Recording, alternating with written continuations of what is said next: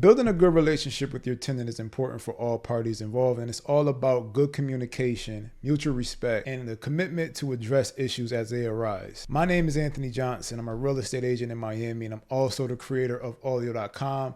And in this video, we're going to talk about the 8 tips that I have when it comes to building a strong relationship with your tenant. Now, the first tip that I'm going to give you is to introduce yourself. If you're like most landlords in Miami and you hire a real estate agent or a property manager, you might not talk to the tenant until it's time for them to pay rent. So I definitely recommend, in the case that you hire a real estate agent, that you interview the tenant, because you're going to be managing the property and you want to get a feel for them.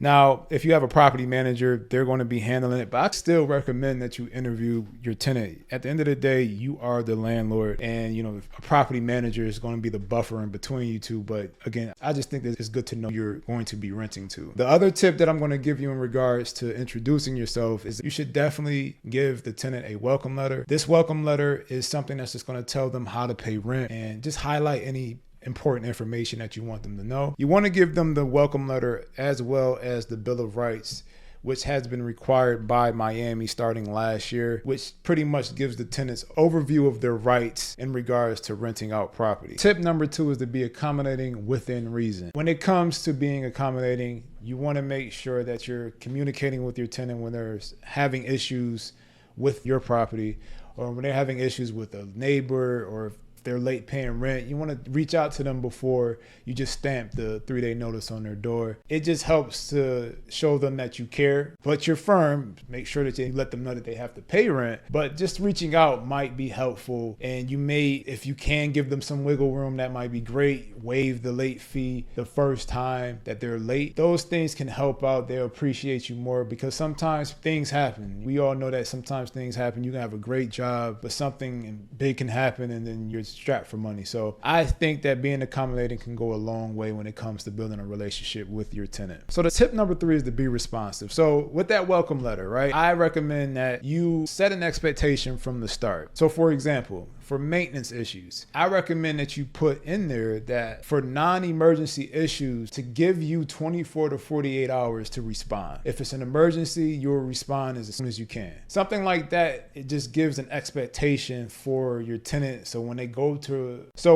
to reach out to you, they understand that it's going to take you 1 to 2 days to respond if it's not an emergency. Now, for whatever reason that your tenant is reaching out to you, make sure that you are as responsive as you can. You want to make sure that your tenant is being heard, even if it's a quick text back or email back that, hey, I've received your inquiry, or I received your email or text. I'm going to get back to you as soon as possible. Now, tip number 4 is to be responsible with your repairs and maintenance issues. With repairs and maintenance, this is I can go on a whole video in regards to this. When we get into non-emergency and emergency issues, this is case by case. Now, there's some things that we can probably all agree on as an emergency. If there's a water leak, a pipe burst, and that's an emergency. But something like the microwave not working might not be important to one person, but it might be an emergency to another person. If that person only uses the microwave to cook, then it might be an emergency to them. So when you do have a maintenance request, make sure you're speaking with the tenant and understanding if it's an emergency or not, and then act accordingly, and make sure that you are working with the tenant to get those repairs done as quickly as possible. Now, tip number 5 is to follow up on repairs after they are completed. After a repair is done, follow up with the tenant. Make sure that they're satisfied with the work and that everything is working fine. Making sure that the tenant is satisfied with the work can go a long way when it comes to building a relationship with the tenant. By reaching out to the tenant, it shows that you care about your property and their experience of the tenant living in your property. Tip number 6 is to communicate with your tenant on a regular basis. Now, I'm not saying you need to be best friends with your tenants, but it does help. Let's just say they pay rent and you say thank you, and you say, hey, how are you doing? Those things can definitely go a long way just by saying thank you for paying rent. 7 is to respect your tenant's privacy. Please do not ever enter your property without giving your tenant notice. Just don't do it. I already don't have anything else to say to that. Just don't do it.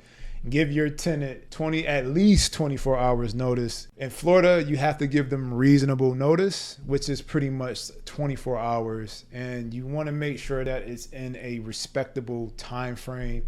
Don't request to see the property at 10 at night, 11 at night. Keep it in between professional hours. I would say 9 to 5, maybe the evening, depending on the circumstance, but make sure you respect your tenant's privacy, not just for the relationship, but to make sure that you're not breaking any laws. Now, the last tip is to give your tenants ample notice in regards to lease renewals and rent increases. Now, another thing that Miami required last year is that landlords now have to give their tenants at least 60 days notice if they're going to increase the rent by 5%. I recommend that you give a tenant 60 to 90 day notice regardless, because you just want to make sure that they have ample time to let you know if they're going to renew or if they need to find a different place. Last year, rent rates went up crazy by 30, 40, 50, 60%. And the reason why Miami put this into place is because imagine a tenant getting a 30-day notice that rent is going to be increasing by $1,000, and they only have a month to find a new property. You don't want to put your tenants in that predicament, because even if they renew, they might not be able to afford it. They're going to end up getting evicted because they had nowhere to go. You just want to avoid that. So again, I recommend giving 60 to 90 days. If you are increasing the rent by 5% or more, you have to give them at least 60 days in Miami. And